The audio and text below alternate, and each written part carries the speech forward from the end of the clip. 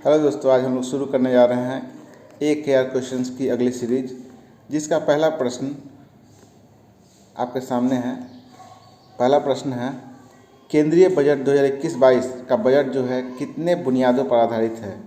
तो इसका सही उत्तर आपका 6 है।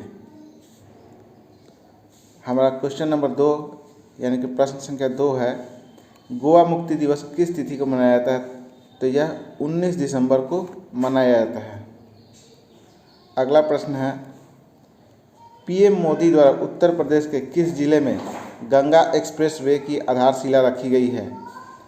इसका सही उत्तर आपका है ऑप्शन सी, शाहजहांपुर। रामनाथ कोविंद द्वारा किस देश में श्री रमना काली मंदिर का उद्घाटन किया गया है? तो इसका सही उत्तर है बांग्लादेश। रमना काली मंदिर के बारे में बता दूं कि यह जो मंदिर है 1971 में पाक सैनिकों के द्वारा इसमें आग लगा दिया गया था। जो 1971 की लड़ाई हुई थी जिसमें बांग्लादेश आज़ाद हुआ था, उसमें पाक सैनिकों द्वारा इसमें आग लगाई दी थी और कई लोग जो इसमें भक्त जन थे वो सभी मारे गए थे। इसी मंदिर का उद्घाटन रामनाथ कोविंद जो हमारे देश के राष्ट्रपति हैं इनके द्वारा किया गया है। चलिए अगले प्रश्न की तरफ बढ़ते हैं। अगला प्रश्न 5 नंबर, प्राइज प्रेजुडिस एंड पंडितरी इस पुस्तक के लेखक कौन है? इस पुस्तक के लेखक का है अपने शशि थरूर, ऑप्शन ए। ठीक है। चलिए अगला प्रश्न है, अखिल भारतीय महापौर सम्मेलन 2021 का आयोजन किस शहर में हुआ है? इसका सही उत्तर है आपको वाराणसी, ऑप्शन ए। चलिए अगले प्रश्न की तरफ बढ़ते हैं, सुपर टाइफून राय ने किस देश को प्रभावित किया है? तो इसका सही उत्तर आपको फिलीपींस है और पलाऊ है। ये दोनों ही सही उत्तर है। इस तरह से हमारा सही उत्तर हो जाएगा ऑप्शन डी, ANB। ठीक है। चलिए 8वें प्रश्न की तरफ बढ़ते हैं। 8वां प्रश्न कहता है, दक्षिण एशियाई फुटबॉल फेडरेशन चैंपियनशिप द्वारा 2022 में सैफ महिला चैंपियनशिप का आयोजन किस देश में किया जाएगा? ठीक है। इसका सही उत्तर है भारत। यह अपने देश भारत में किया जाएगा। चलिए अगले प्रश्न की तरफ बढ़ते हैं, किस भारतीय पैरालंपिक खिलाड़ी ने पैरालंपिक स्पोर्ट्स अवार्ड 2021 में सर्वश्रेष्ठ महिला पदार्पण पुरस्कार जीता है? इसका सही उत्तर है अवनी लेखरा। इन्होंने 2 मेडल जीते हैं पैरालंपिक में। ठीक है। इसीलिए और इनका पदार्पण हुआ था और आते ही इन्होंने 2 मेडल जीता है, एक गोल्ड और दूसरा ब्रोंज। ठीक है। चलिए अगले प्रश्न की तरफ बढ़ते हैं, भांग की खेती और उपयोग को वैध बनाने वाला यूरोपीय संघ का पहला देश कौन बना है? ठीक है। इसका सही उत्तर हो जाएगा आपका माल्टा। चलिए अगले प्रश्न की तरफ बढ़ते हैं।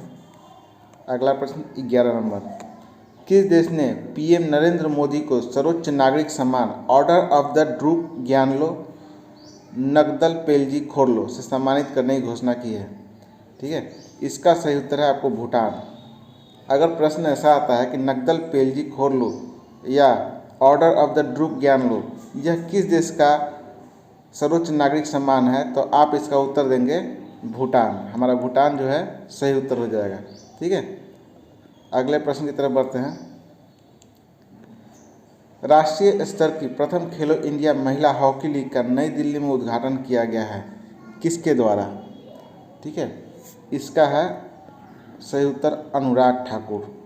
अनुराग ठाकुर ने खेलो इंडिया महिला हॉकी लीग का नई दिल्ली में उद्घाटन किया है। चलिए नेक्स्ट क्वेश्चन की तरफ बढ़ते हैं, किस भारतीय को इंटरपोल की कार्यकारी समिति में एशिया का प्रतिनिधि चुना गया है? तो ये है आपको प्रवीण सिन्हा जो है, इनको इंटरपोल की कार्यकारी समिति में एशिया का प्रतिनिधि चुना गया है।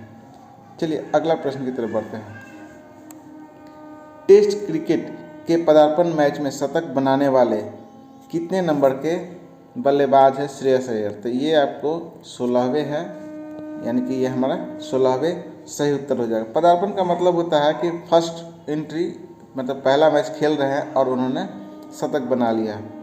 ठीक है। ऐसे ये 16वें बल्लेबाज हैं। चलिए अगले प्रश्न की तरफ बढ़ते हैं, 15वां दोस्ती अभ्यास का आयोजन कहाँ किया गया है?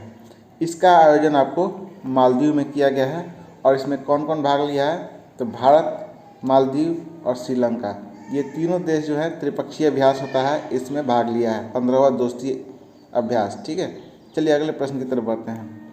मूडीज ने 2021-22 में भारत की जीडीपी वृद्धि दर कितने प्रतिशत रहने का अनुमान लगाया है? इसका सही उत्तर है आपको 9.3%। 93 कहेंगे तो गलत हो जाएगा, 9.3। ठीक है, चलिए अगले प्रश्न की तरफ बढ़ते हैं।